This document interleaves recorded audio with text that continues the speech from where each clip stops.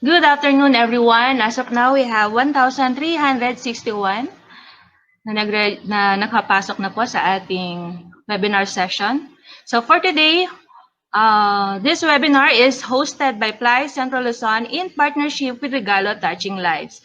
This seminar is entitled Drafting Library Policy Guidelines Under the New Normal.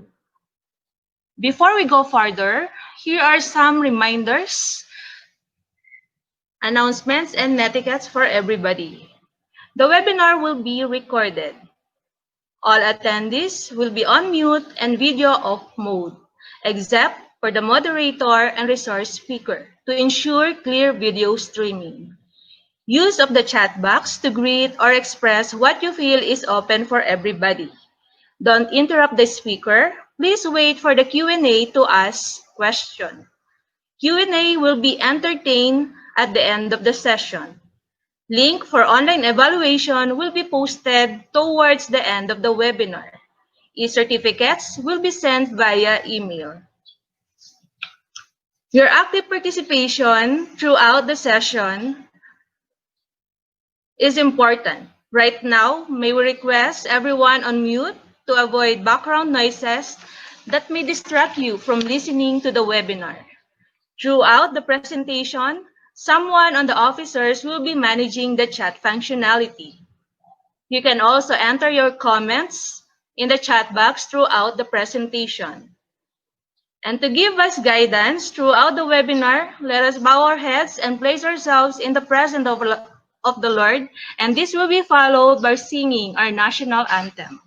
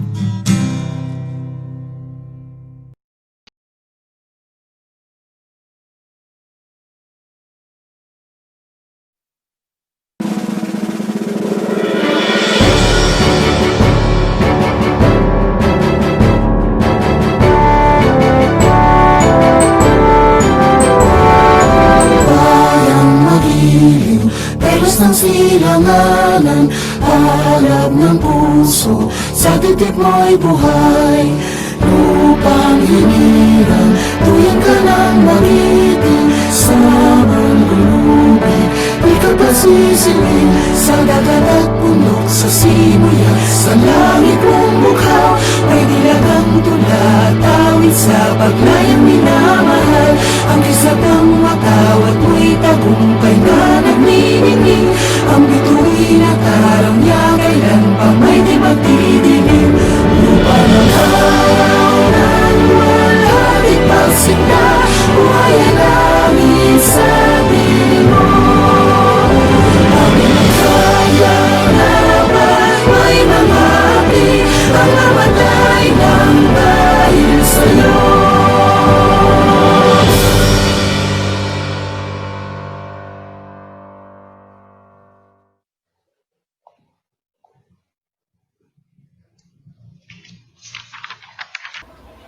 Good afternoon, everyone. Welcome and thank you for joining us on the first free webinar of Playa Central Luzon Region Librarians Council. This momentous event was made possible with regalo touching lives under the leadership of Mr. Carlos Eclavia. Our heartfelt thanks for your kind help and commitment. For without your relentless effort, Playa Central Luzon Region Council could not make this live webinar realize. To our conference chair, Madam Heidi, and to our moderator, Madam Pritilay, thank you so much in taking the challenge for the Council in organizing and leading this webinar. Our goals to serve, to reach out, and to give back again to the Ply members through this free webinar are sustained. To Sir Roy Calilong, dakal asalamat po for your kind heart and love to serve. You are one of the moving forces to keep everyone back on track. To the Ply Central Luzon Council officers, thank you for your commitment and support. We work as one in keeping our council afloat during this pandemic. Let us keep moving forward and rise above this crisis. We are all caught by surprise, and no one was ready.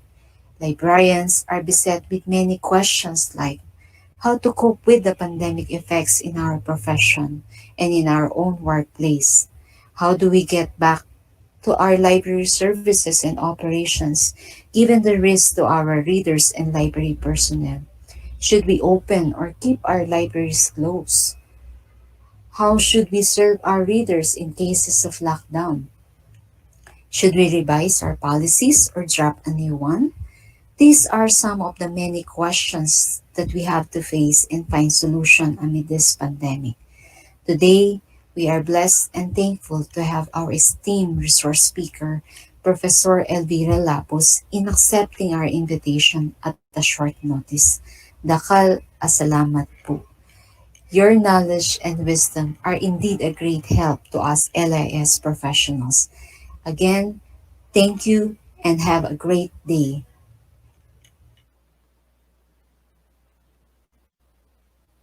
Thank you, Ma'am Amora, for that remarkable welcome to everybody. To give us an overview of the webinar topic and introduce our resource speaker for today, here is our PLY CLRC Vice President and Conference Chair, Ms. Heidi Cuenco. Good afternoon, friends and colleagues. As we face the fourth industrial revolution, our libraries are now transitioning to the new normal. It means that we librarians need to embrace the challenges it entails, especially in performing our jobs and responsibilities in our respective libraries. In doing so, we need to prepare for the opening of library services for the best interest and safety of our library users. And so, this webinar is being conducted in partnership with Regalo Touching Lives in the hope that it may give you some baseline information in formulating or drafting your library policy guidelines under the so-called new normal. The objectives of the webinar are the following. Number one, understand the purpose of a policy guideline. Number two, identify problems or issues that require the development of policy guidelines. Number three, recognize issues or problems to be effectively dealt with by the creation of a policy guideline. Number four, establish policy guidelines development process. And last, prepare clear policy guidelines. And so, without further ado, may I introduce to you our resource speaker. She earned her Bachelor of Library Information Science in 1991 and her Master of Library Science in 2003 from the UP School of Library and Information Studies, where she is also appointed as part-time senior lecturer handling courses in Management of Library and Information Center, Collection Development and Management, and Records Management. In 2016, she was selected as an associate of the International Federation of Library Association and Institution, or IFLA, International Leaders Program 2 ILP2. IFLA ILP2 is a two-year program designed to increase the cohort of leaders who can effectively represent the wider library sector in the international arena. As part of her continuing engagement in the ILP2, she has advocated for libraries and their role in the achievement of the UN 2030 Agenda and 17 Sustainable Development Goals. She was the national president of the Philippine Librarians Association, or PLI, in 2015 to 16, and the Philippine Association of Academic Research Librarians in 2009. A member of the Executive Board of Congress of Southeast Asian Librarians, or CONSAL, she also sits in Professional Regulation Commission, Continuing Professional Development Council. Currently, she is the Deputy University Librarian of the University of the Philippines, Diliman. Friends, ladies and gentlemen, let us all virtually welcome our research speaker, Ms. Elvira B. Lapus.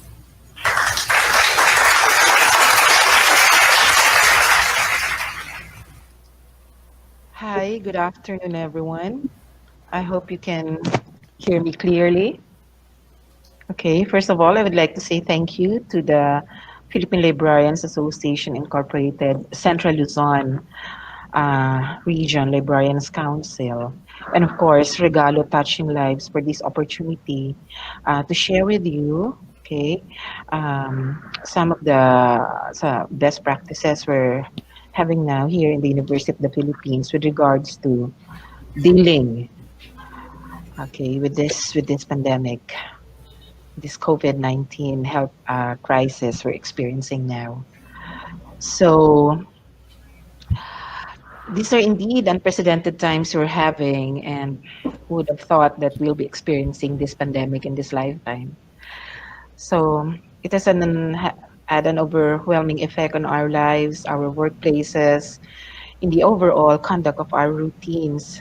It's far different from how things were before this health crisis.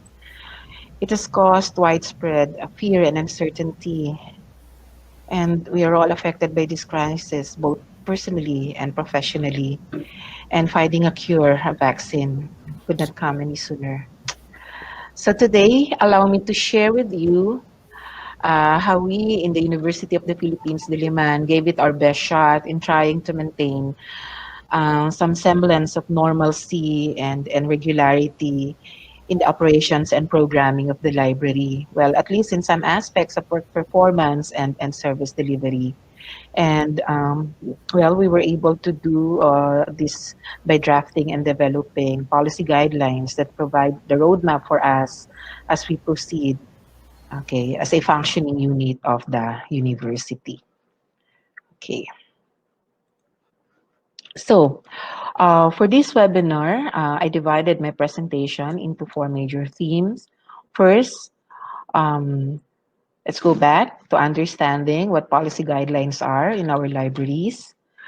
And second, what are the impetus, the reasons, the rationale for the development of library policy guidelines? Do we need it now?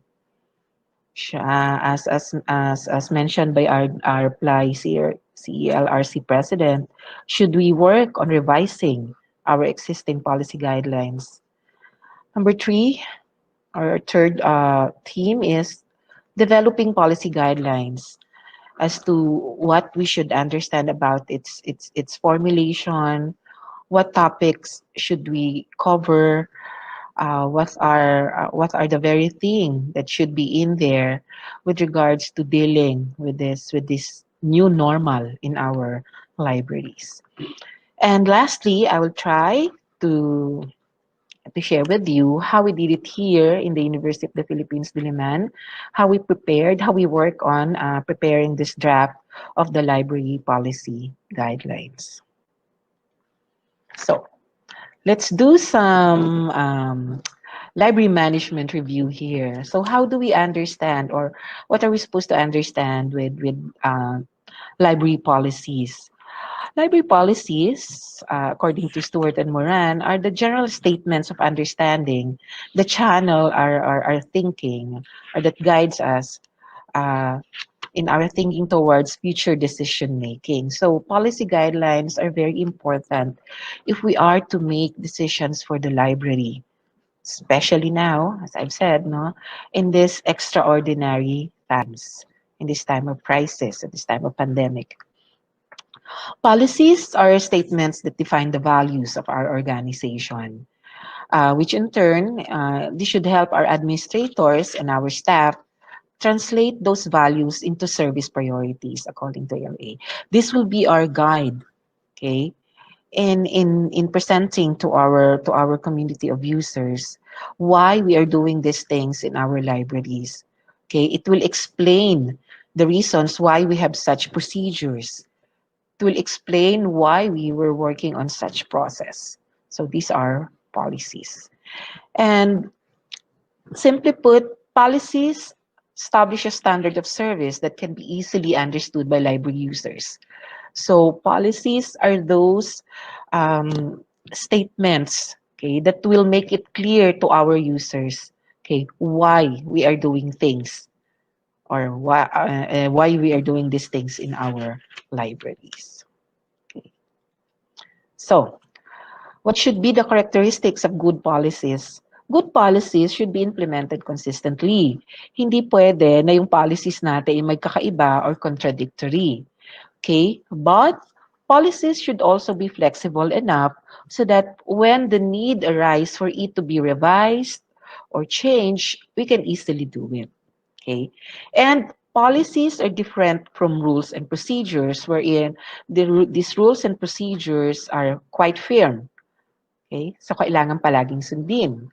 And this is most important, policy should be written. Okay? Dapat nakasulat. Dapat naiintindihan ng lahat. Dapat na ipapaalam sa lahat. Okay? So, what are we dealing with here anyway? Ano ba ang ating sitwasyon ngayon? Ano ba yung kailangan nating pagtuunan ng pansin? Hindi lang tayo basta nagsara ng library and that's it. Okay? Hindi natatapos o hindi tumitigil dapat yung ating trabaho. Hindi nawawala dapat yung ating function, okay, as the information resource center ng ating mga institusyon. So, but what is this situation we're dealing with now? More than 100 days ago, the whole Philippines was put in a state of calamity. Okay, exactly on March 16, 2020, our president placed the entire country in under a state of calamity due to these threats posed by COVID-19. But what is COVID-19? Bakit siya nakakatakot? Bakit natin kailangang maintindihan ano yung epekto nito sa atin, sa ating kalusugan, sa ating pang-araw-araw na buhay? Okay, this coronavirus 2019 is described as an infectious disease caused by a severe acute respiratory syndrome coronavirus 2 or SARS-CoV-2, and this is a new strain of virus that was first detected in Wuhan, China, towards the end of 2019. No? So COVID-19 is known to target a person's respiratory system, and infected patients may show or exhibit symptoms such as fever, cough, shortness of breath, and in some cases, muscle pain and sore throat. And some doesn't show any symptoms at all, or those, sabi nga nila, yung mga asymptomatic. Okay. What's our bleak reality now with this current emergency crisis? Even with the guidelines of the interagency task force, this is our bleak reality now. I don't want to be too negative about this, but this is something that we all need to understand and we need to be prepared for. There might be no reliable and timely testing okay, and contract tracing in place in time for the opening of the classes. For most higher education institution, this will be in August or in September. So, but even by that time, I don't think magkakaroon na po tayo ng reliable and timely testing and contact tracing. So, napakahirap po, kailangang pag-isipan if we are to open and go back to traditional um, classes.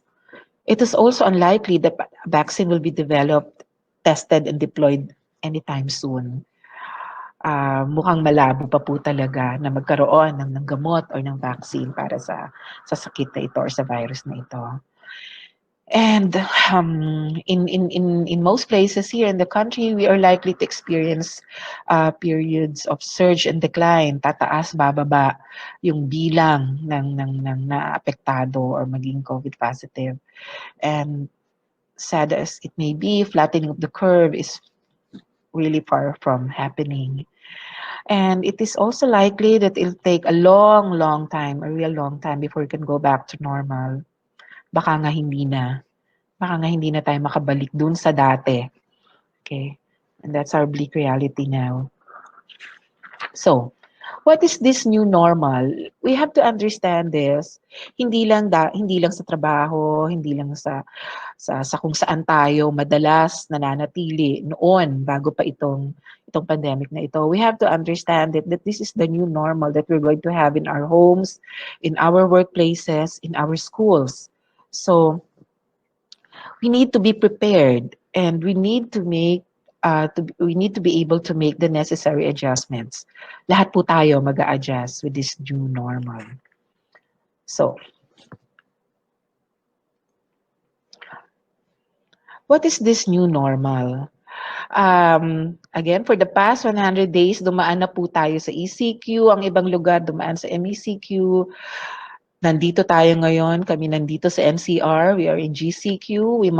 There might be an MGCQ or the Modified General Community Quarantine. And then, our new normal, which, according to IITF, they described it as the emerging behaviors or situations and the minimum health standards that will be institutionalized in common or routine practices. And it will remain, okay, it will remain even after this pandemic, okay, or until that disease is totally eradicated.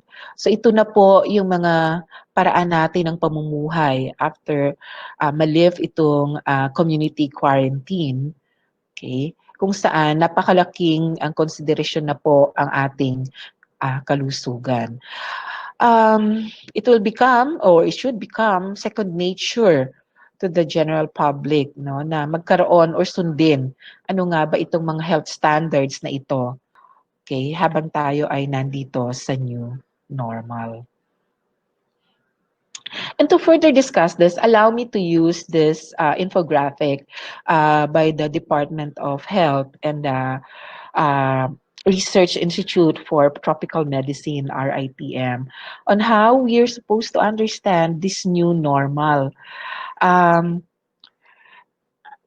found this infographic quite really informative, no, and it easily described for us or explained to us what will be the situation or what will be the kind of or what will be the kind of life, okay, we'll be having in this new normal.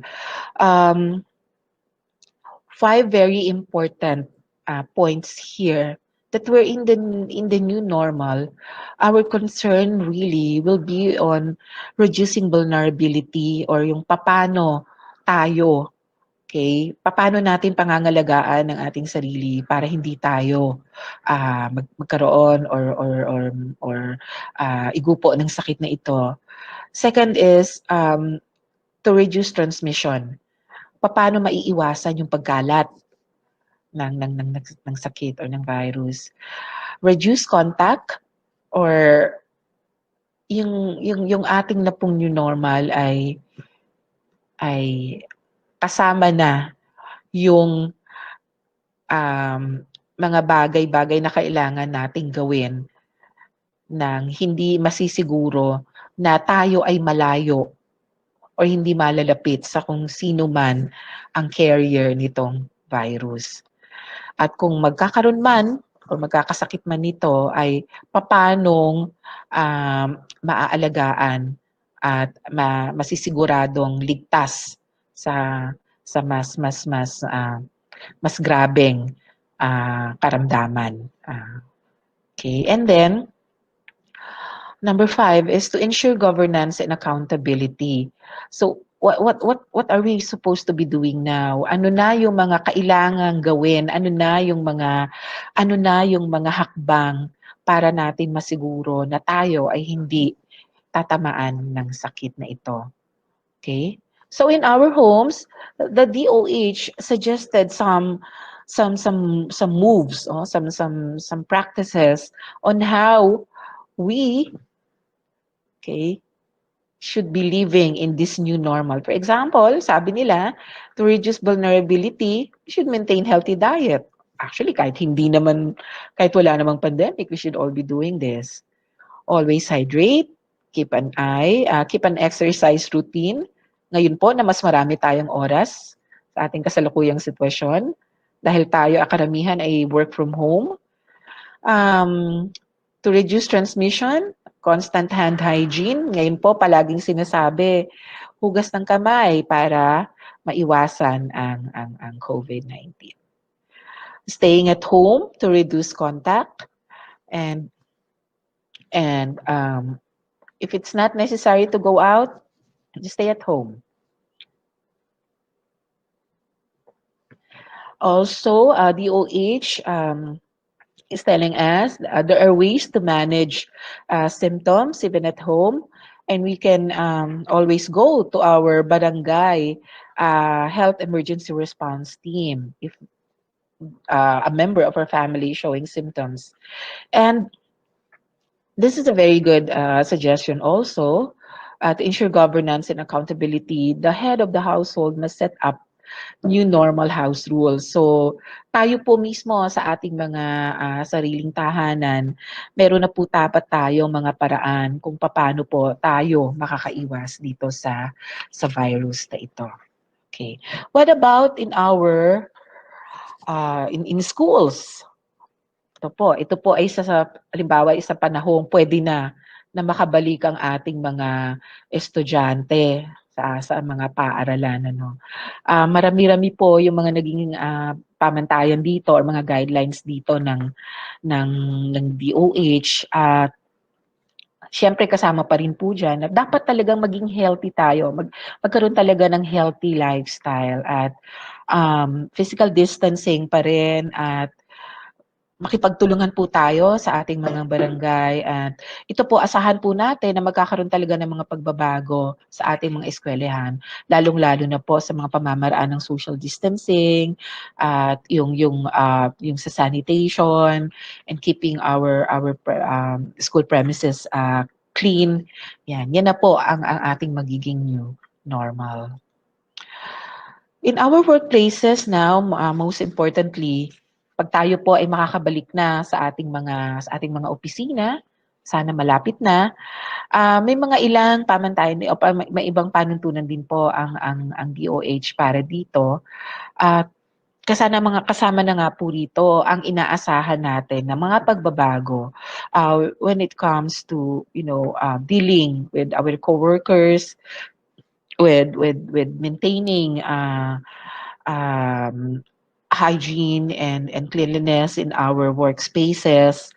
Mga paalala po ito, at ito na nga po kasi ang ating new normal pagkatapos nga nitong ating community quarantine. Okay? Next. So, what happened to our libraries? Okay? During community quarantine, isa po ang mga library sa mga naunang kailangang isara or to stop operations. Sadly, we weren't able to even prepare for this. Parang when the number of cases has become quite alarming. And nabigla po tayong lahat na kailangang ihinto ang napakaraming bagay. Nasuspend ang klase, um, parang huminto ang lahat. At kasama na nga po dyan yung pagsasara ng ating mga libraries. I remember reading reactions from librarians when this infographics, when this information were disseminated, no, nakita natin ito sa mga social media na talagang naka-mention ang libraries that under the modified enhanced community quarantine, sarado pa rin ang libraries.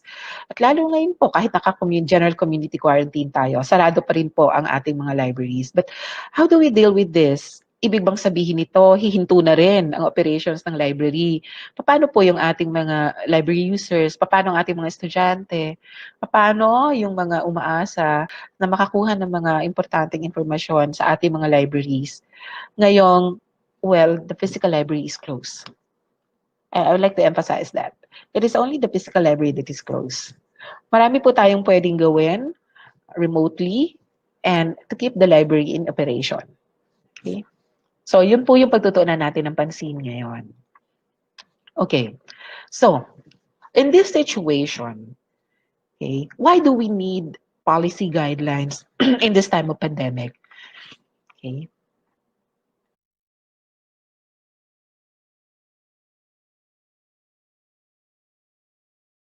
We need policy guidelines because, okay, we need to establish protocols that will serve as basis for our future decision making. So, importante na meron tayong mga panuntunan na gagabay sa atin if we have to make decisions for the library, for our users, for our staff. Okay? Policy guidelines will help us explain and clarify the need to close the library. Marami po ang nagtatanong, bakit kailangang sarado ang library? Okay, bakit huminto ang operation ng library? Bakit hindi na ako nakakahiram ng libro sa library? Okay? So kailangan po may sagot tayo para diyan. Policy guidelines also serve as a continuity of operations plan. Even before, during, and after this pandemic. We need these policy guidelines para alam natin how things should proceed in our libraries. Okay, I see library policy guidelines as communication plan. Okay, we need this guidelines so that we can continue to connect, okay, with our stakeholders with our community of users. And also, library policy guidelines will define the responsibility for library operations. Ibig sabihin, tuloy-tuloy pa rin po tayo at kailangan lang na mayroong mga nakatakdang responsibilidad sa bawat isa sa atin na bahagi po ng library. So, how do we work on developing this policy guidelines? What are we supposed to remember in developing this policy guidelines? So,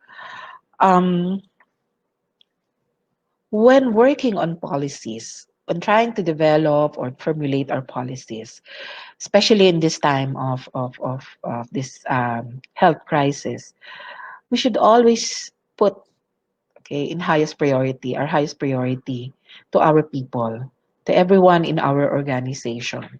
First and foremost is prioritize staff safety and self-care. Yun po ang ating pangunahing dapat pagtuunan ng pansin. And then we may have to redefine productivity and efficiency. We're going to work in a very challenging, these are going to be very challenging times for all of us. So we may have to look at the productivity of our staff, their efficiency quite differently now. Baka po kasi hindi na maging kagaya ng dati, ang mga paraan natin dapat ng pagtingin sa kung paano ba sila dapat maging produktibo, paano ba sila dapat nag-contribute to the institution, to our organization. So we need to review those, we need to redefine those. And this is one very big concern. We should put into high priority staying connected. This is going to be quite a big challenge for all of us. But during this time where we don't have that shared space of going to work, um, that way of easily communicating, easily connecting with each other, we're going to do it differently now. But okay, it is, going to be up there in our priority to stay connected. Okay, and then work. Um, we may have to, reorganize giving work assignments, reorganize the work assignments and of our staff. Each and every individual will have to, be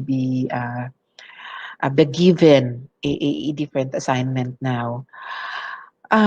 We should also be considerate of our staff and helping them find the rhythm that should work best for them.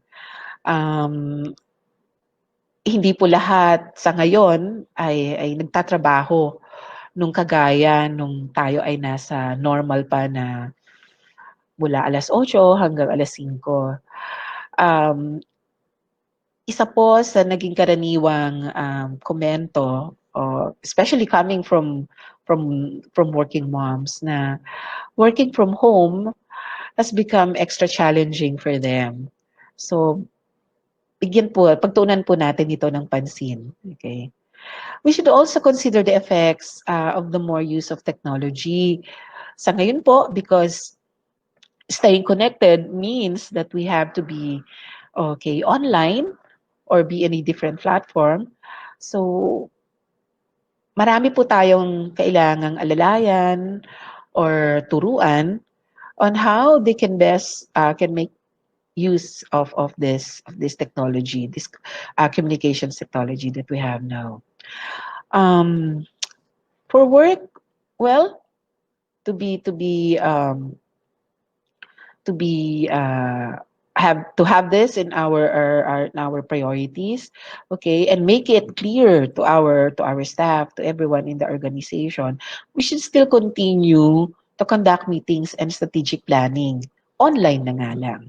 But I think this is the time, and I can hear it, or I know of many librarians making a comment on this, that they have attended more meetings and planning now that we are doing work remotely, or working from home, because yeah, libraries are closed.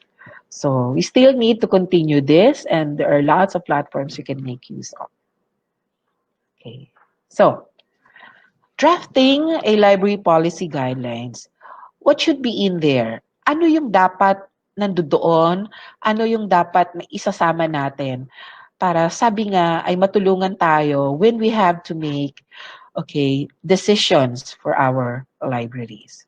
So, in preparing for this webinar, um, I made it part of my research to check on the IFLA website, because I know in here are key resources, on how libraries, okay, around the globe are dealing with this health emergency. So if you were planning on working on your, or drafting your own policy guidelines, you can check on this IFLA website, and you'll be able to get lots of ideas here.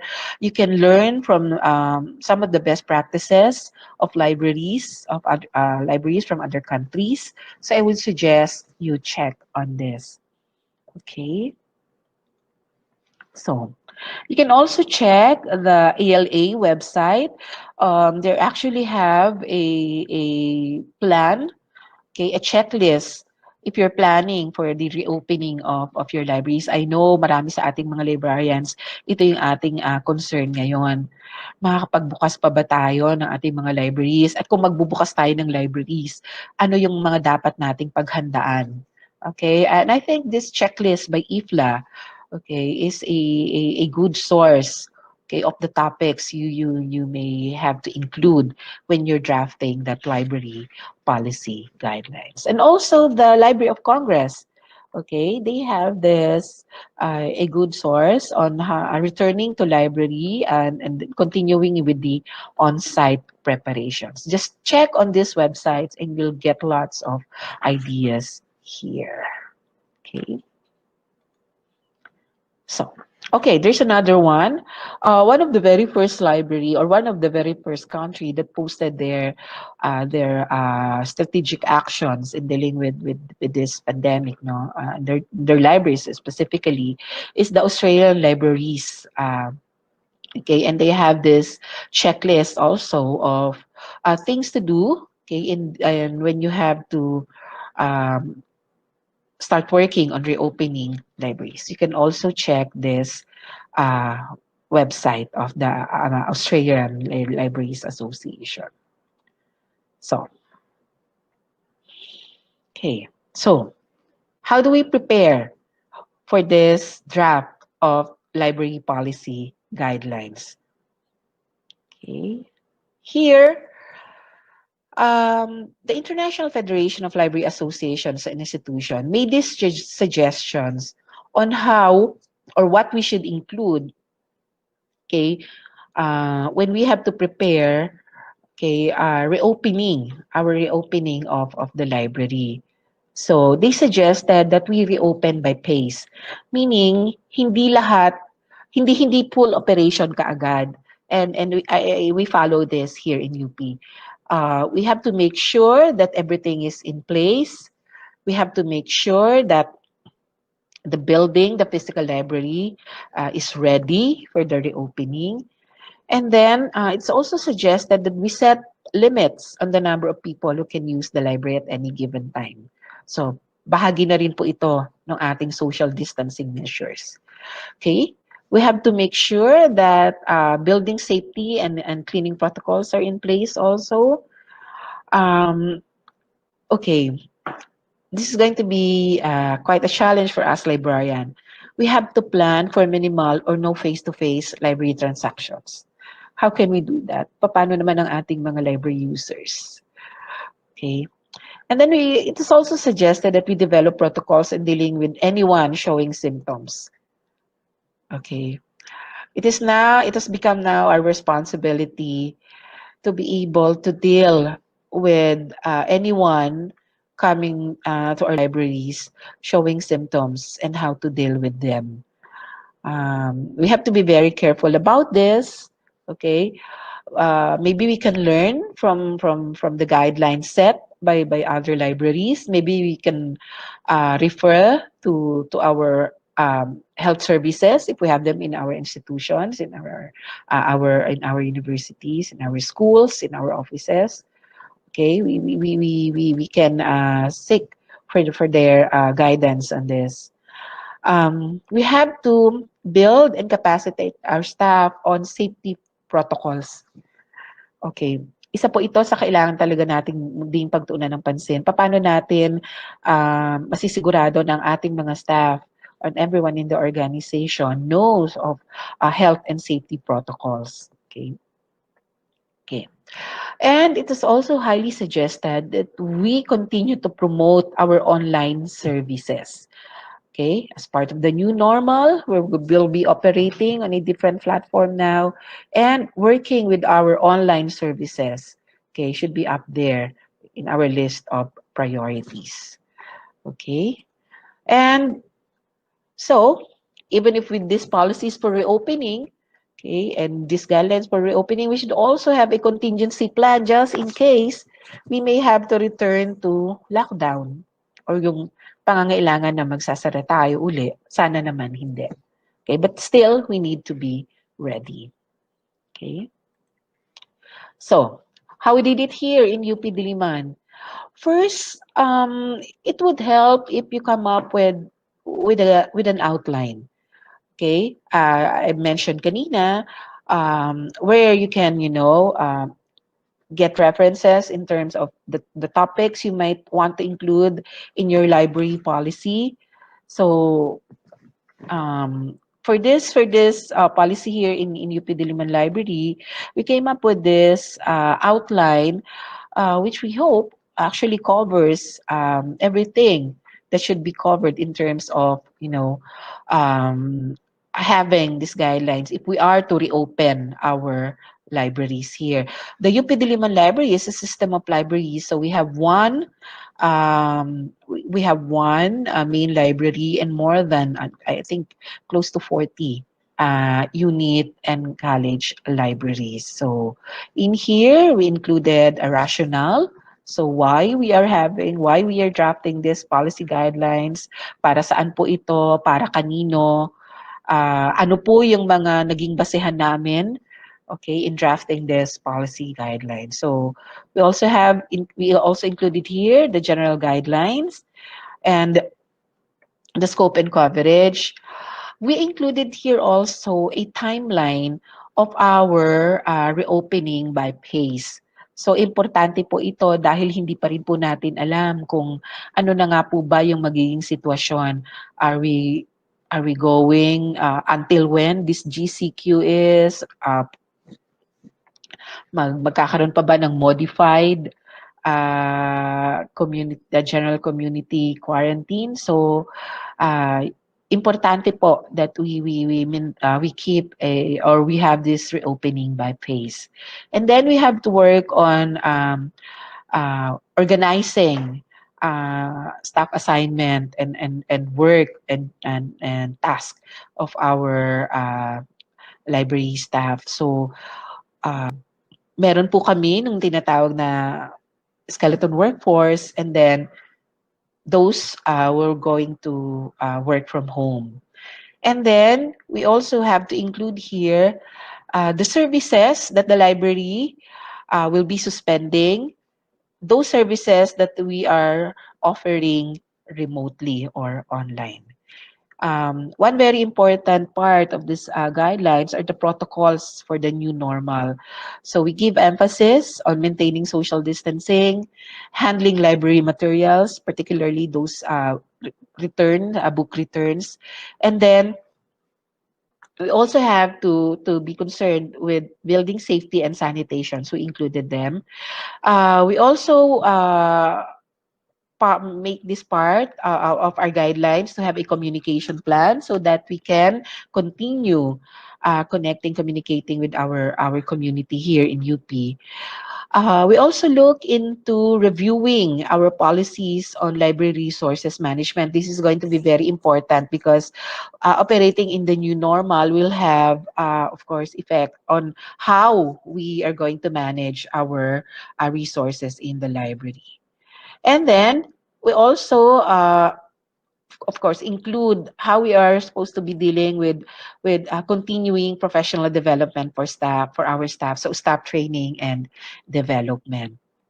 Okay, so what were the basis, okay, for creating these guidelines? This could be laws, national and local directives from the lead agency like the ATF, and then we can also look at the institutional guidelines we have in our own institution. So ito po yung mga pinagbasihan namin.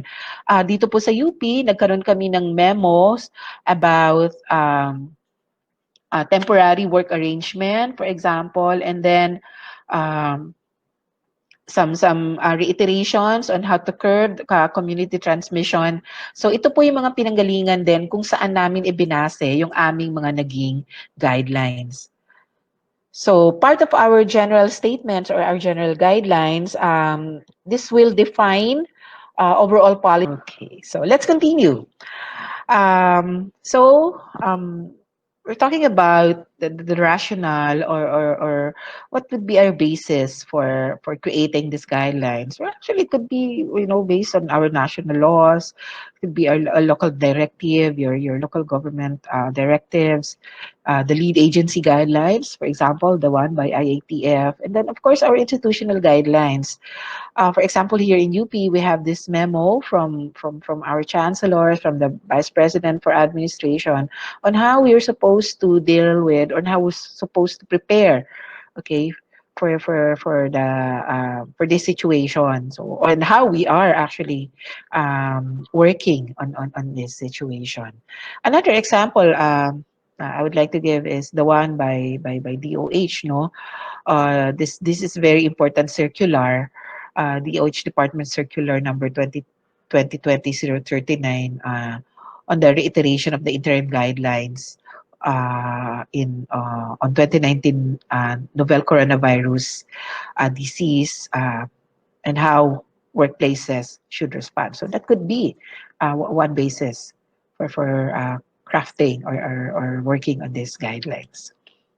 So again, these general statements that may include some definitions of the terms, okay, of the terms we are using in the library. Like for example, now it's quite common that we'll be hearing work from home arrangements, what would be the essential work, what could be work that could be done remotely. Okay, so yun po, ilan po yun sa mga kailangang malinaw if we're going to state them in our policy. Next, I mentioned kanina that it's very important that we work on our timing and the pacing of our reopening. Okay, if we're working on our policy for reopening, this is an example of how we did it here in UP. Um, assuming that the community quarantine is finally lifted, on our first week, it's going to be a very limited, okay, operations in our library. We'll only be having a skeleton workforce coming to the library, and only essential and priority work or services will be maintained.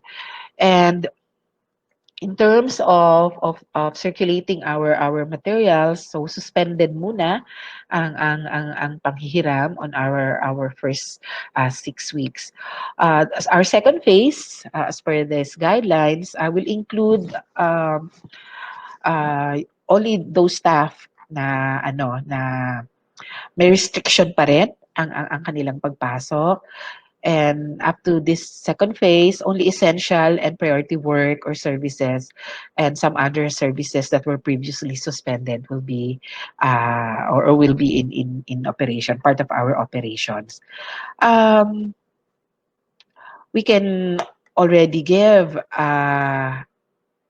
we can continue with lending and return, although with some restrictions pa din. So basically, this timeline, this pacing will uh, actually presents how we are going to slowly, gradually go back to full operations, and it will take us at least for this phasing, no, 14 weeks after the lifting of the community quarantine before we can even think about, okay, this is the new normal now in our libraries here in UP Diliman. So our policy on having a skeleton workforce, again, this is in compliance with institutional policies also. And when we identify, okay, skeleton workforce for our library, okay, this is very important. We have to take into consideration the following these things, no. Exclude those with underlying health conditions and comorbidities, yung mga kasamahan po natin na may sakit. Dapat po hindi na natin sila isasama doon sa magiging skeleton workforce ng ating library. Okay, staff in their advanced year o yung ating mga senior citizen na staff, exempted na po sila dapat dito sa ating skeleton workforce.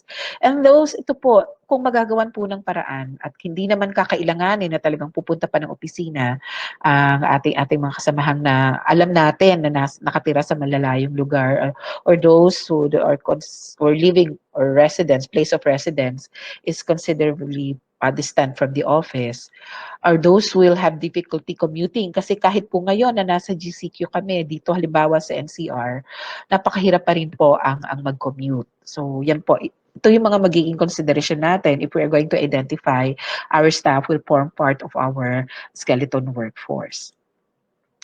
Okay, so ano po yung mga trabaho or mga pwedeng ipagawa sa ating mga staff on the skeleton workforce. These are suggestions, and this is how we're doing it here in our libraries here in UP. You may uh, draft it differently, or see the different task in your organization differently, but this is how we did it here in UP, no? So circulation services, if when once we reopen, yung skeleton workforce po namin, they can go back to doing circulation and user services, do work on lending and returning of materials, or some collection maintenance work. Our acquisitions and collections development department can continue with this task of accessioning new books and processing materials for procurement and library equipment and resources also.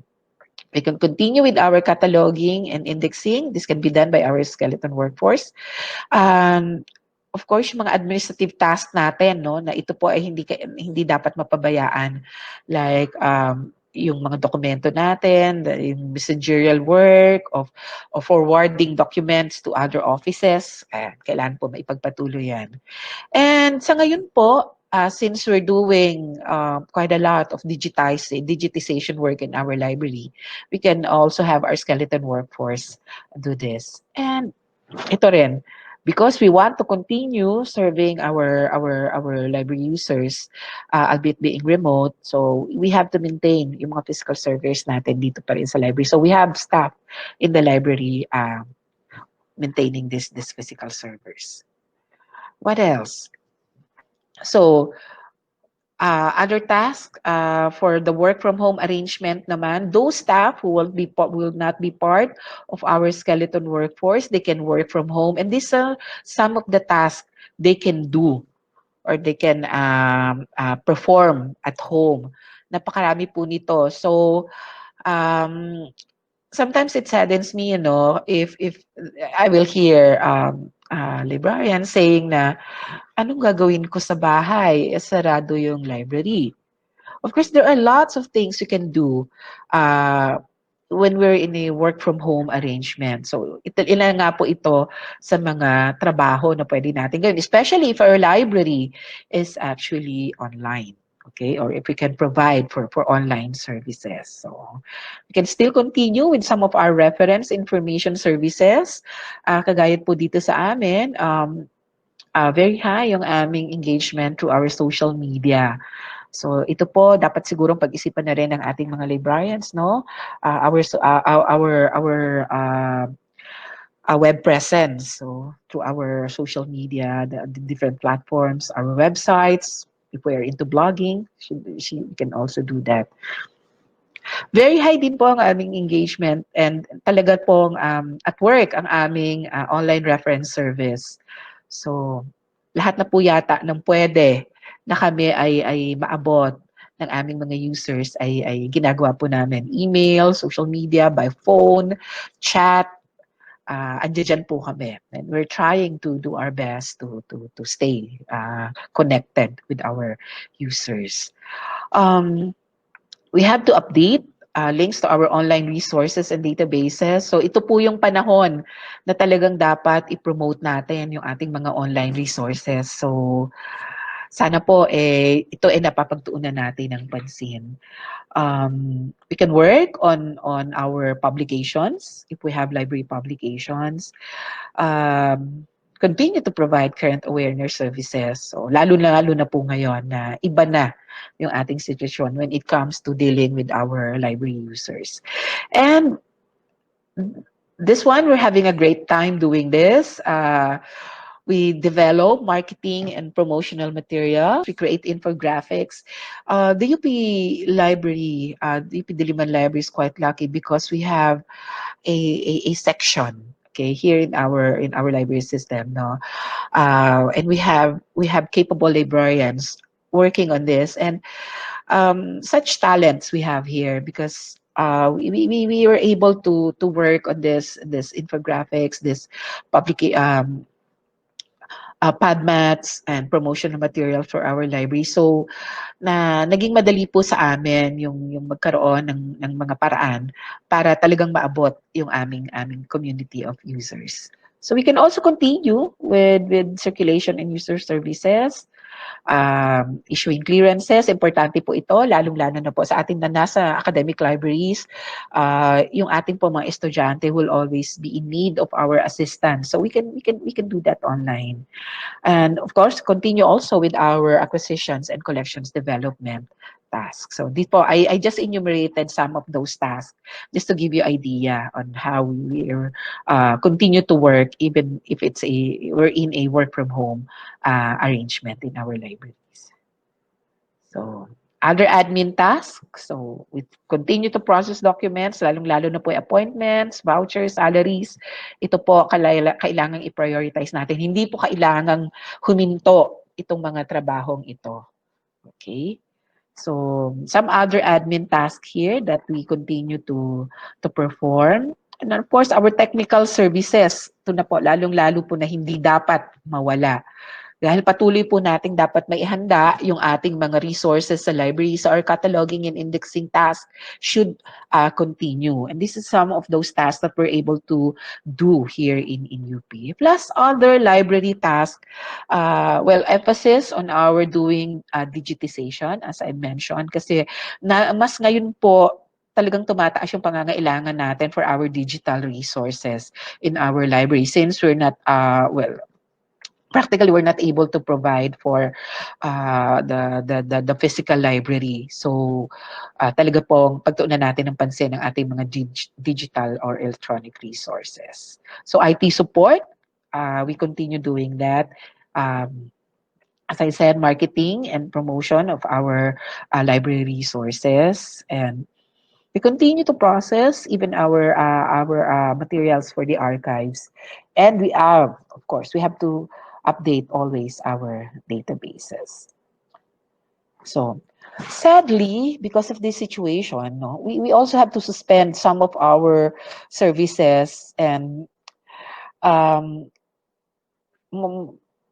especially now that we were all concerned with physical distancing, with hygiene and sanitation. So dahil sarado po ngayon ng library, and even siguro after we reopen and we do it by face, some of these services will continue to be suspended. So the use of our some spaces in the library, like the discussion room, the reading areas, the viewing room. So ito po, wala po talaga sila ngayon. Access to our computers here in the library, our internet workstation. So suspended din po ito. Photocopying, printing, and scanning services in the library, and the students coming here in the library, suspended din po yan. And then, viewing of multimedia materials, the physical multimedia, wala rin po yan.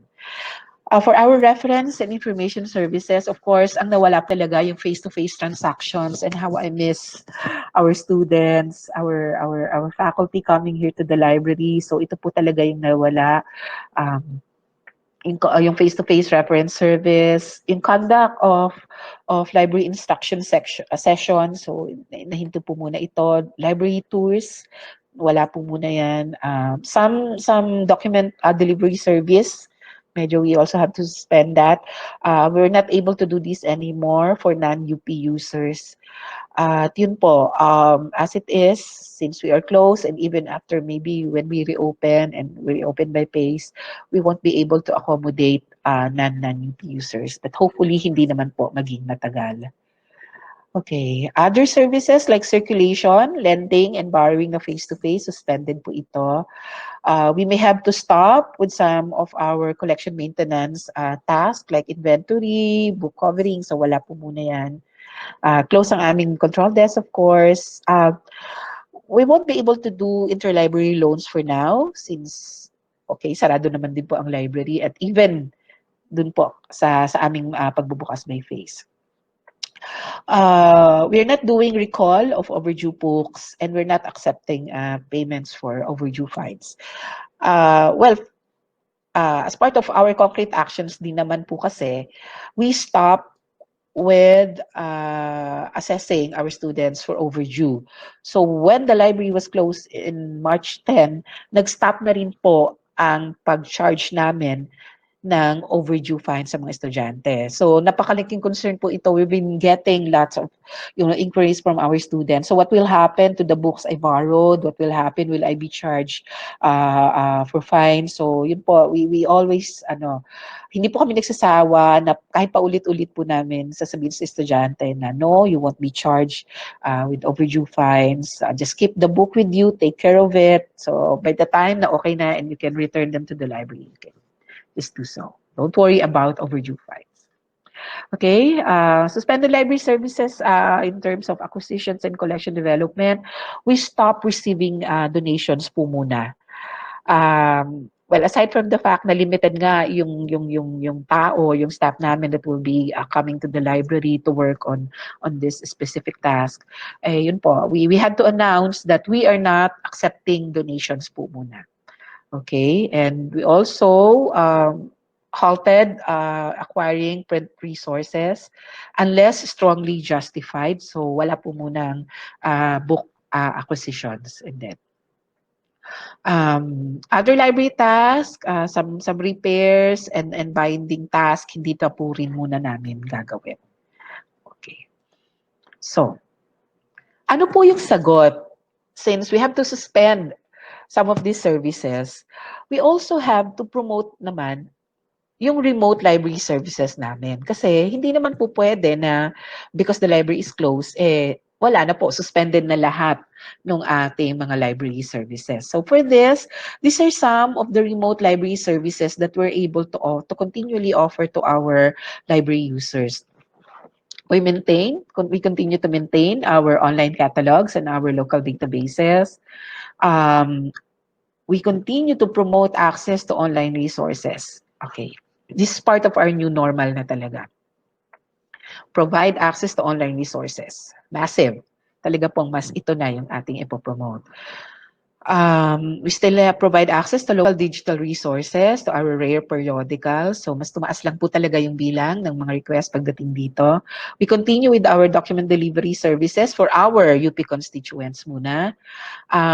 We accommodate online book requests kasi po hindi naman po huminto ang pangangailangan pang-akademiko na aming mga estudyante. So we continue to provide attend to their online book requests. So yun nga lang po, gagawin na nila ito by messaging us, calling us, writing us email. So pwede na rin pa rin po naman gawin. Well, we were able to do e-book lending. If online instruction is needed, we also are able to do that. Okay, viewing multimedia resources only if the platform is available. Ayan.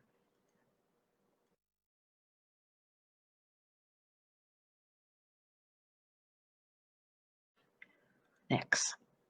So, that's for the services. Next is our protocols for the new normal. Three things that we find very, very important in terms of, adhering to these protocols of the new normal. First is maintaining social distancing.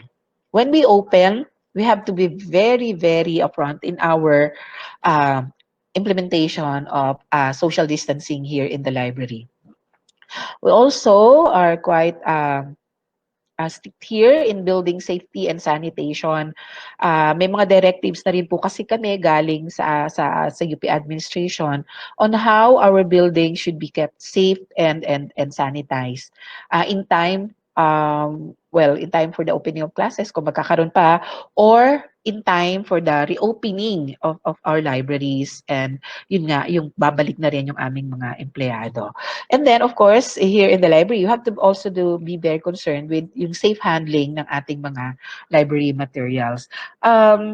If I may just, suggest, the World Health Organization has this information on having or getting your workplace ready for COVID-19. I think, and they have very good suggestions here on how we are to keep our workplaces COVID safe, or how we can, what's the best practices, what best practices are there in keeping our workplace ready or safe against COVID-19.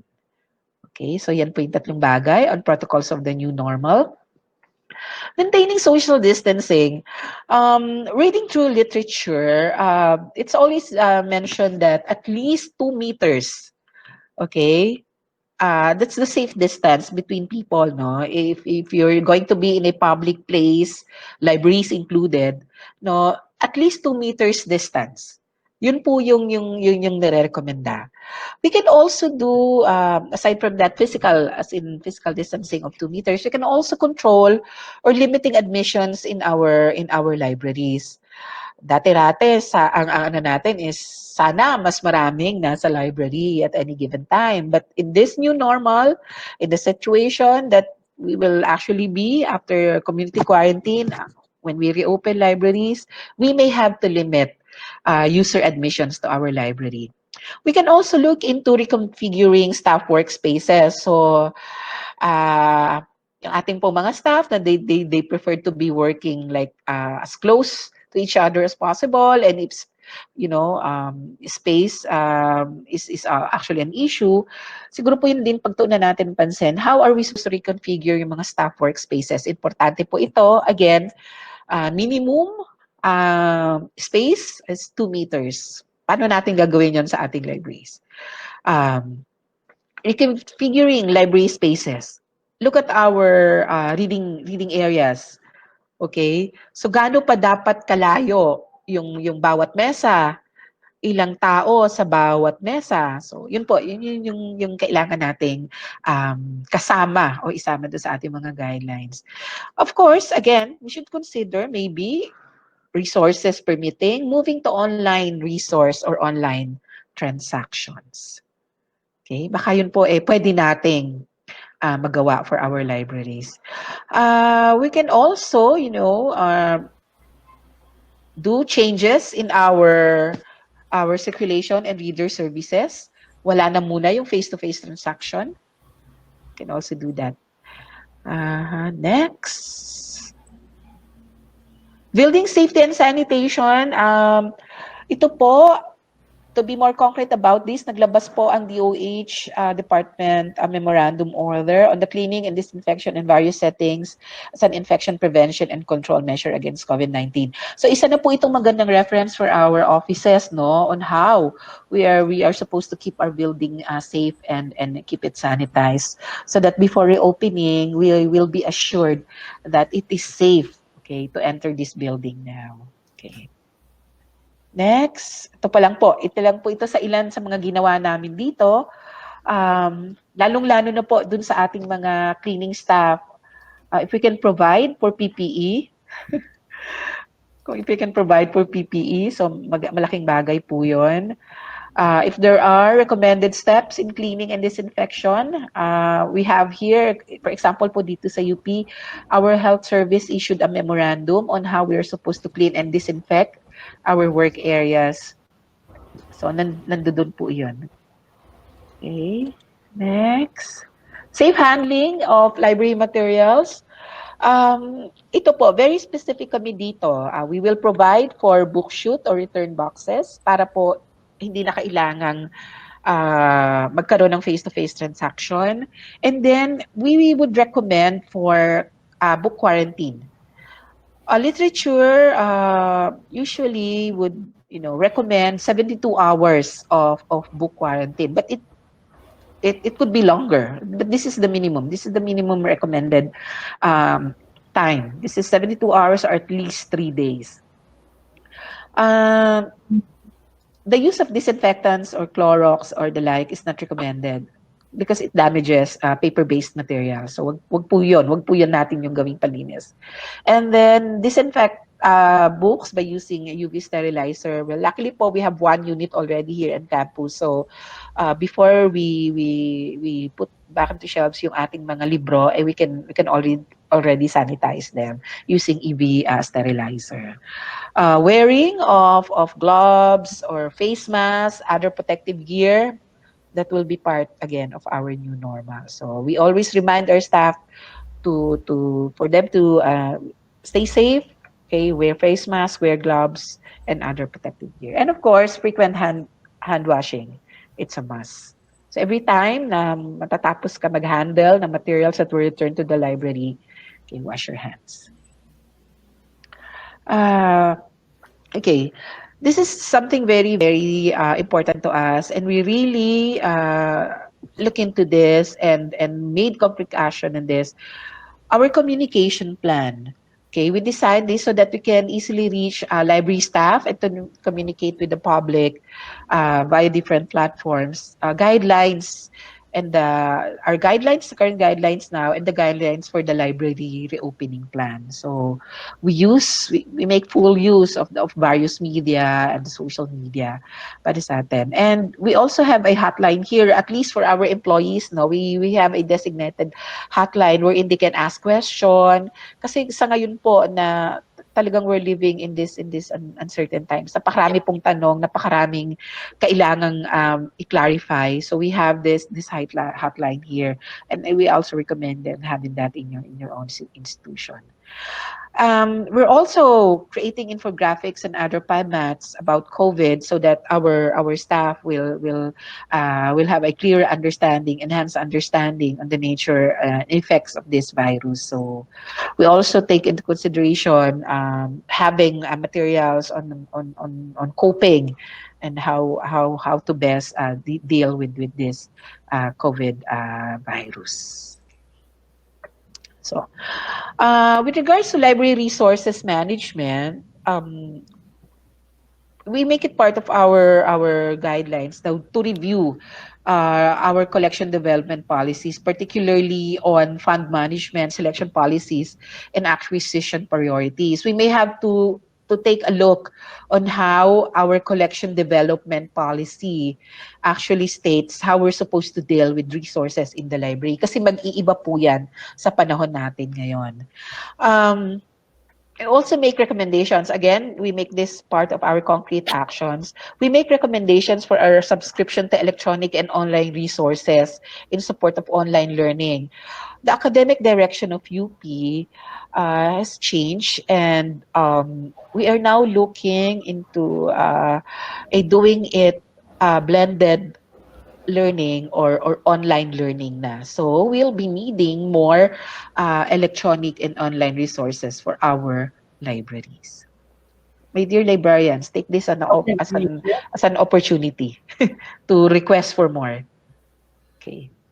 Next, we have to revise our policies on access and use of library resources to conform with the requirements of the requirements of this new normal for us. Okay, talagang we may have to do it mostly online. Okay? So, staff training and development, ito po ang wag po nating kakalimutan. We still have to, continue making sure that our library staff are continuing to develop professionally. So, we may have to work on programs, okay, that will assure us and our staff that okay their continuing professional development is still part okay of the priorities of the library. And while working on this, we also have to take into consideration then yung limitations on mobility and health concerns of our employee. And of course, staff safety and protection could be the top priority theme. So we're also recommending this. Siguro mas magkaroon po tayo ng mga programa for continuing professional development with this theme in mind, staff safety and protection. Also, part of our guidelines to encourage our staff to participate in virtual learning activities, webinars, online training, particularly on topics like providing online services, understanding and managing online services. So, ito po yung mga magandang or yung mga topic na sana ay ma-encourage ang ating mga staff to participate. Okay. So these are some examples po on how we do it here. So we have to really inform our community of these guidelines now that we have. So from the UP administration, we have these specific guidelines for all UP, sa lahat ng sa buong sistema ng UP Diliman. And then we came up with this library guide to new normal. Sabi ko nga po, napakaswerte ng UP Diliman Library because we have staff and we have this specific section, our strategic communications, research, and marketing section working on this strategies for continuing to staying connected with our community here in UP. So we came up with this infographic, library guide to new normal. So magiging madali po sa ating mga library constituents, sa ating community, if we can have this infographics, something like this, no, us being very visual, and with this infographics here, no, this is one strategy that I strongly recommend. Mas madali po kasi nilang maiintindihan, mas madali nilang malalaman um, how it is with our libraries now. Sinong pwede nilang kausapin, how do they connect, how do they work on questions with regards to use of resources.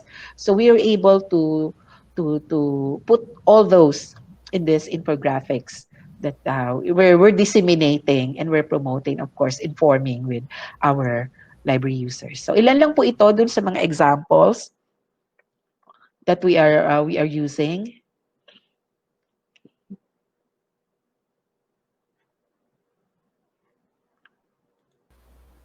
Ito po, importante po that we remind them maybe we can put these safety reminders and visiting the main library, how to use mga kiosk, self check-in kiosk if they want to return the library and without face-to-face transaction with our staff. So we came up with this user guide for self check-in kiosk.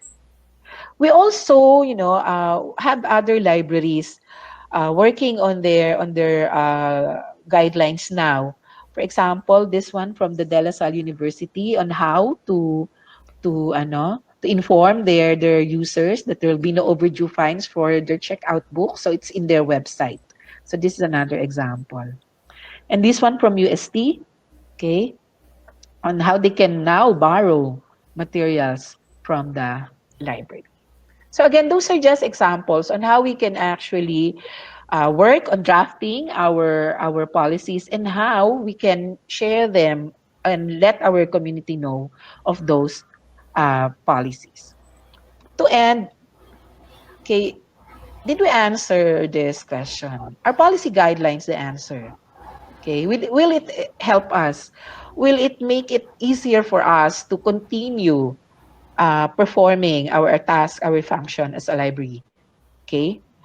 I should say that having these guidelines will provide for efficient, consistent, and fair decision and actions for us, okay, in the library, the administrators, our heads, the staff. If we have policy guidelines, we will be able to have this efficient and consistent decisions. Policy guidelines provides us for an orderly, logical, and stable library operations. Kasi po, meron tayo palaging pagbabatayan ng ating mga desisyon. And policy guidelines should enable us to explain the reasons on why we have such procedures in the library. Okay? And when we have these policy guidelines, it will clarify confusing situations. Lalo na po ngayon na things, okay, the things we do in the library is we're doing it quite differently now than we were before this pandemic. Policy guidelines will help us avoid conflicts. Kasi meron tayo palaging pagbabasihan on what we are supposed to do in whatever situation, okay, we are in the library. And with policy guidelines, we make staff better equipped to face questions and deal with crisis. Or kung kahit na anong tanong yan with regards to how we do things in the library. So mula po dun sa administrator ng library, sa ating mga heads, sa ating mga section heads, doon po down to our staff. Okay, meron po silang pagbabasihan if there will be questions or inquiries about how we do things in the library now. Okay? So with that, I'd like to say thank you again for being part of this webinar. I hope I'm able to share with you. You're able to pick up something that you can also apply and make use in your own library. And sana po na nakatulong ito sa inyo na kung papaano po tayo makakabalik sa kung hindi man dun sa normal, makabalik or mamuhay tayo or makapagtrabaho, makapagbigay ng serbisyo during this new normal. So thank you po at salamat sa regalo, Changing Lives at Supply Central Luzon Region Librarians Council. Thank you po. Thank you po, Ma'am Elby, for the very timely and informative discussion of our today's webinar topic. So we will now start the Q&A portion. For the Q&A, we'll be using the menti.com. You just have to go to www.menti.com and key in this code 970092. Again, it's 970092. Our technical support will be the one to screen and collect the question to be asked to our speaker. Okay, meron na po tayong tanong, ma'am. So, ito po yung unang question, Ma'am LV. Hi Mhm. po, we are revising our library policy about wearing the proper attire to avoid virus infection among the staff. Do we still need the PPE for librarians or a simple protection like face mask, face shield, and hand gloves are enough? Thank you. Okay, okay, let's not overdo this. When we say protect ourselves and protect our staff, no, it means we follow the basic protocols of safety. Wearing PPE might be a bit too much, but again, caveat on this, minsan depende rin sa sitwasyon. If if the library would actually need a PPE for librarians, maybe you might consider closing it muna. Okay. If that situation would actually require you now to wear PPE, meaning baka yung sitwasyon sa inyong institution, sa inyong school, talagang nangangailangan na pati mga librarian ay magsusuot na ng PPE, you might want to you really consider i-close muna yung library kasi kung kakailanganin mo ng mag-PPE, baka talagang ano ba, tumataas ba, may alarming number ba ng cases dyan sa inyong school o sa inyong university? Pero ako I wouldn't parang hindi pa naman siguro dapat umabot dito sa sitwasyon na kailangan pati ang librarians ay mag-PPE, no. A simple protection, yun nga, face mask. This is the basic health requirements na the protocols for no for us in the new normal. Wearing face mask, lahat na tayo gagawin 'yan. Anytime, anywhere na tayo ay may mga nakapaligid na tao or nasa isang lugar na may kakasalamuha tayo.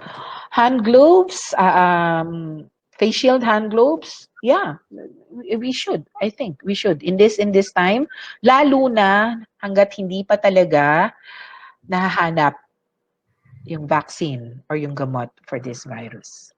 Yes, we should continue wearing this. This is part of our new normal, wearing this protective gears or shields like face mask and everything. Pero nagulat ako doon sa PPE. Huwag naman muna. Sana hindi naman kailangan. Tsaka Okay, next. mainit pa sa katawan Oo, niyo, ma'am. tsaka mainit.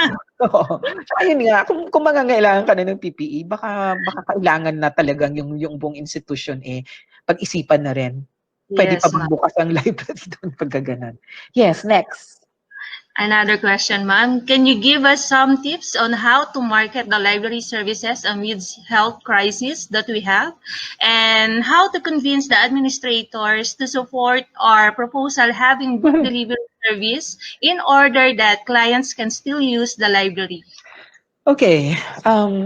Well, even if we're not in the new normal, no, we need to really continue to market our library services. So even more so now that we're in this health crisis.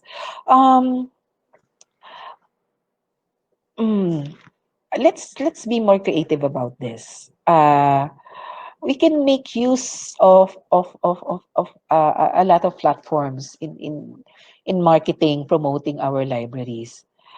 just making sure that your institution recognize that you're there, that the library is there, that the librarian is doing something, that the staff are actually working on keeping the library afloat and connected with the users. Those are already marketing strategies. Um, well, let's not talk about budget. Let's not talk about yung more resources needed. Let's make do with what we have in our library and make use of the support of the networks that we have as librarians. 'Di ba? We can easily learn from our colleagues, 'di ba? May mga tips naman on how we can promote and market our libraries. It will just, take some creativity. For example, dito sa amin, may mga librarians kami na talagang they are librarians, ha. They are not marketing people, they weren't, wala naman talaga silang training on creating PubMats, but on their own, they learned. Maraming mga resources, free resources on how to do it for our library. So, yung mga ipinakita ko po kanina, mga examples sa mga infographics, sila na po ang gumawa nun, mga librarians po namin. Hindi na po namin kailangang mag-hire ng mga marketing experts, marketing people to come up with those really informative illustrations and on how we are doing things now in the library. So let's just be creative about it, make use of our networks, and make use of what we already have in our library. Siguro naman we have existing free open sources in our libraries. Hindi na po kailangang bumili or mag-subscribe. Marami po tayong pwedeng gawin. Convincing the administrator to support our proposal, well, make it a very good proposal. First thing, make it a very good proposal, a real convincing one, and it's about showing value. It's about showing value of your library, especially during this time. Kailangan maipakita natin that the library is an essential, okay, is an essential part of our of learning if you're an academic institution, and it's all an essential part of our student life. Okay, so you have to be able to do that first thing. Okay, that's the only way you can convince your administrators. Show the value of the library.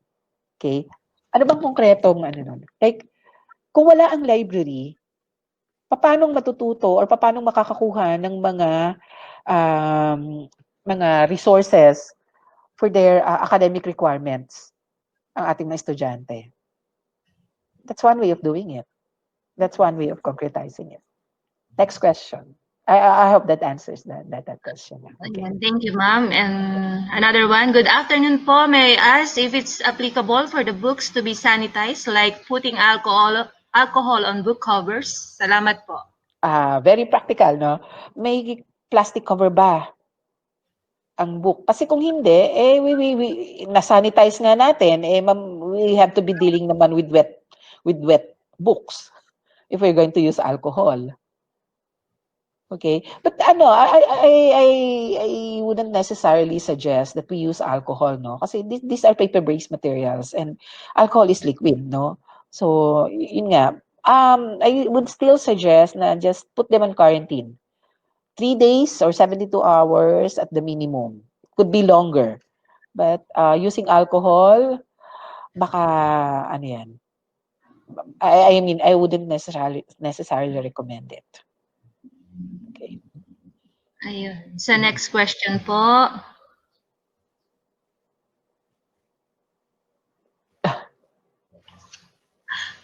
How to operate the resources and what can I learn or the patron of the library need to search? It is reliable for them to use. Okay. How to operate this resource? Which resources are you referring to?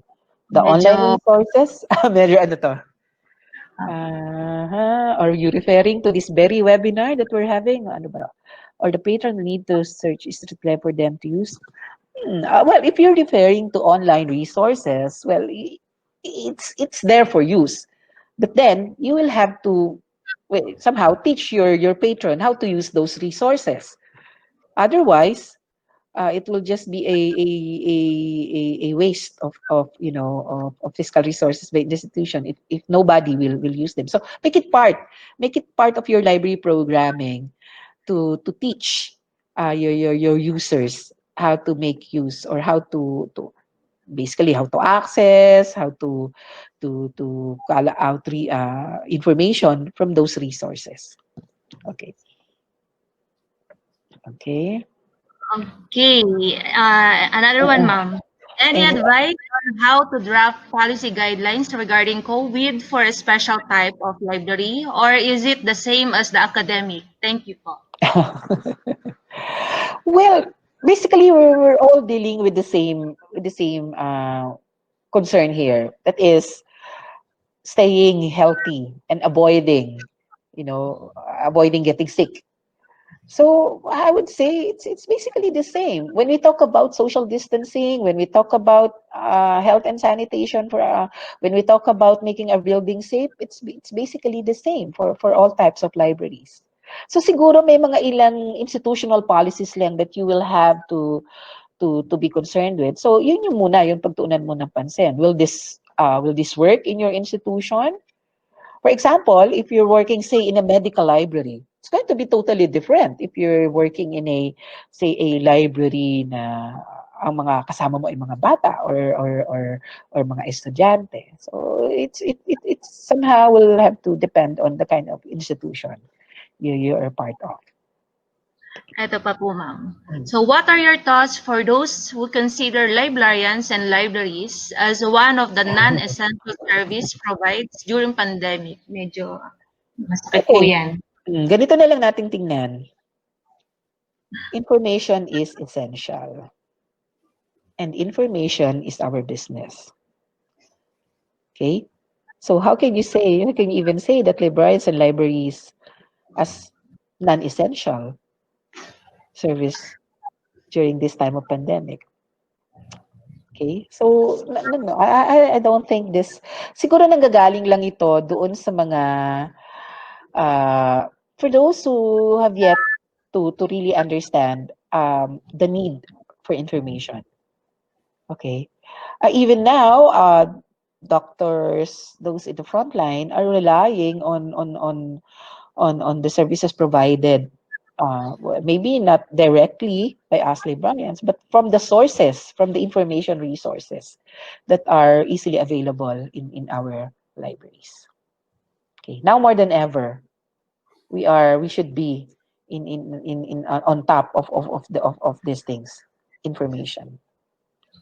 Okay. I think last na po ito, ma'am. Okay. Sanitation speaking, how often should we request fumigation in our library? Ah, okay, fumigation. Okay, what do I understand about fumigation? This is more for the materials, the books, the documents that we have in our library. I really have no idea with regards to this. I suppose well, the preservation and conservation people will have a more accurate answer to this, no? But fumigation really is, well, um, if there's a need, actually, for your library, you can make it make it a regular thing in your library. But sorry, but really I have no idea. Paano nga ba? Gaano nga ba kadalas? Kasi siguro one consideration here is siguro during the time na walang tao sa library, 'di ba?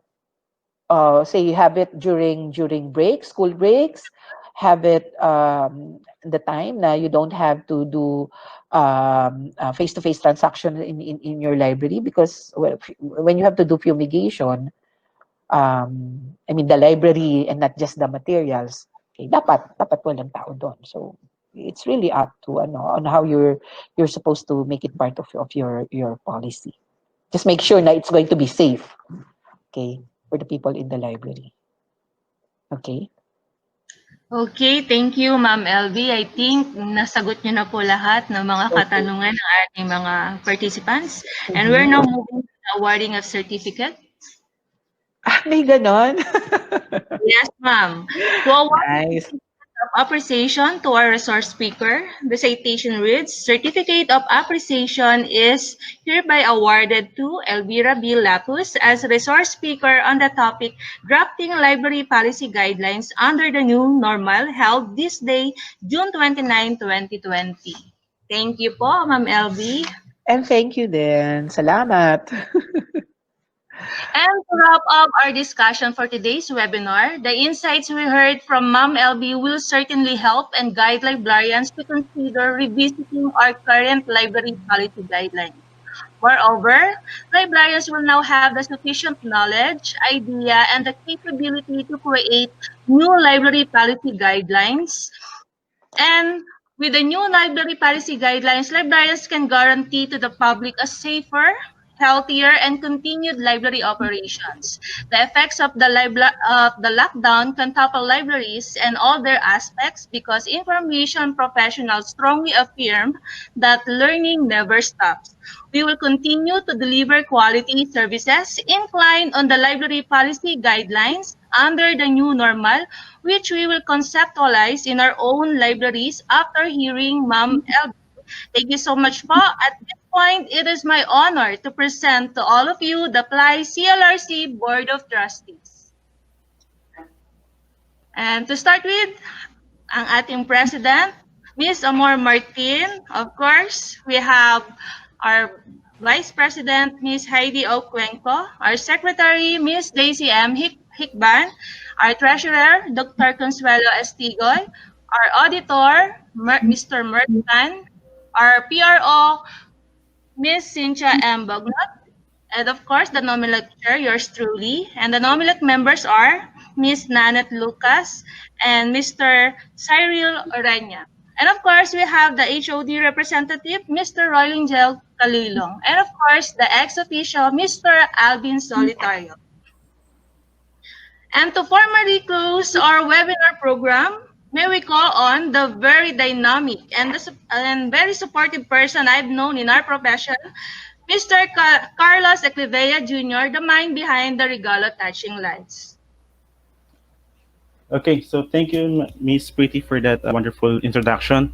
And thank you as well to Miss LV Lapus for that informative talk. Actually, ang dami ko rin nakuha na bago. And hopefully our dearest participants also, marami silang nakuha bago to be applicable to their library as well.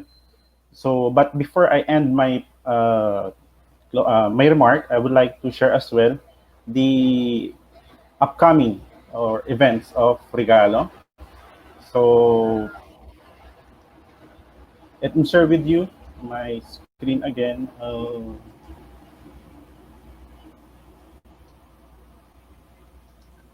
So if you're interested, we have different webinars. Okay, so on July 20, we have Prepared Not Scared webinar organized by our BPLY from Bulacan. Then the next one is on August 7, the National Library, in cooperation with the OUTS Association, they have this webinar, In and Out, the Future of Public Libraries in the New Normal. And lastly, the University of the Philippines, Future Library and Information Profession of the Philippines, they will have the Live Speak 2020, if you're interested, especially if you are in the library school po kayo, you can join this webinar lecture series, storytelling contest, raffle, and other activities organized by UP Flip. So with that po, maraming salamat po sa inyo. For the certificates of the attendees, in order to receive a certificate of participation, you must pass the test with a score of 65% or higher. That means 10 items out of 15. Copy the URL that is posted at the chat box for the evaluation and post test. Certificate of participation and copies of presentation will be emailed after completing the post-test and webinar evaluation. On behalf of the PLI CLRC and Regalo Touching Lives, we would like to thank you all, fellow information professionals, in attending this webinar. We hope together we gather a new insights which will be beneficial in our work in the new normal era. Keep safe to all of us and mabuhay po tayong lahat. Philippine Librarians Association, hail to you as we go on.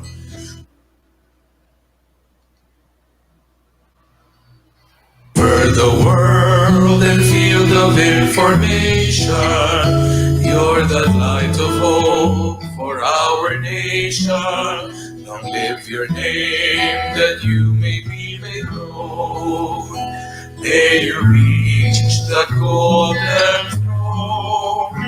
There may be some storm, but you won't be alone. Lead us the way, we shall be marching on.